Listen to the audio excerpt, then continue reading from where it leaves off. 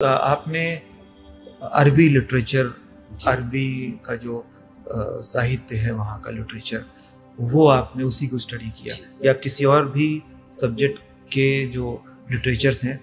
اس میں بھی کچھ دخل رہا ہے آپ کا؟ کچھ نہ کچھ تو جیسے ہند اردو کا ہے اس میں کچھ نہ کچھ تو رہتا ہے، کیونکہ اردو ہی میں ہمیں کلاس لینی پڑتی ہے یہاں پر، تو اس وجہ سے کچھ نہ کچھ چیزیں جو ہے اردو کے حوالے سے ان کو بھی سمجھانی پڑتی ہے، کیونکہ بہت سی چیزیں سملر ہیں۔ اردو کو کہا جاتا ہے اردو، بلکہ فارسی بھی عربی کی بیٹیاں ہیں، تو کہیں نہ کہیں جو ہے یہ زبان، جیسے عربی کے الفاظ جو ہیں وہ اردو میں بہت ہیں، فارسی میں بھی بہت ہیں، تو اگر ہمیں اچھی اردو بولنی ہے یا اچھی اردو پر گرفت رکھنی ہے تو کہیں نہ کہیں ہمیں عربی کی ضرورت پڑتی ہے۔ تو اس وجہ سے ان کو یہ چیزیں سامنے رکھنی پڑتی ہے کہ اردو کا بھی اسٹوڈنٹ اگر چاہے تو عربی کا لٹریچر پڑھے، عربی کا لٹریچر کا اسٹوڈنٹ اردو پڑھے، اور دونوں میں کیا تقابلی مطالعہ ہو سکتا ہے، کس طرح سے ایک اردو پڑھنے والا یا ہندوستان کے کلچر میں رہنے والا انسان سماج کو دیکھتا ہے، اس کی عکاسی کیسے کرتا ہے، اور عرب کنٹریز میں رہ کر عربوں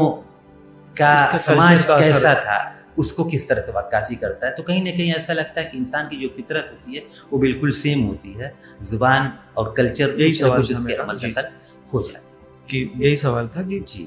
وہاں کے لٹریچر میں وہاں کے کلچر کا اثر بالکل تو، لیکن اگر اس کو غور سے دیکھتے ہیں تو مطلب انسانی فطرت میں کوئی فرق نہیں نظر آتا، بس حالات کی وجہ سے تھوڑا بہت فرق آتا ہے۔ جی